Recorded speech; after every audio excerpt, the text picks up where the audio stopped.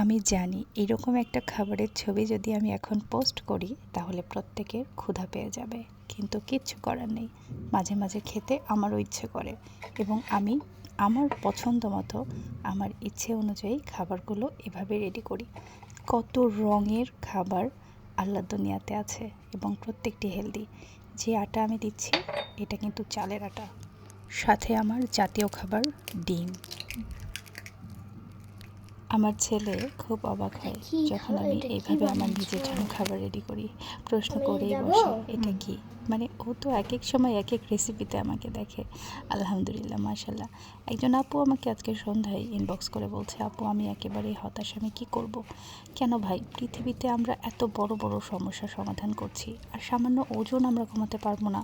এটা কখনো পসিবল না, মেনে নেওয়া পসিবল? আপনি চেষ্টা করলেই সম্ভব। এটা যত সুন্দরভাবে ম্যাশ করবেন তত দ্রুত রান্না হবে আর তত দ্রুত এটার টেস্ট নিতে পারবেন।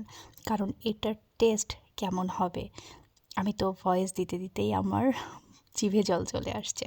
যাই হোক, এটি কিন্তু আমাদের দেশীয় ভাষায় চাপড়ি, ধাপড়ি, চাপাতি যা ভালো লাগে তাই বলে।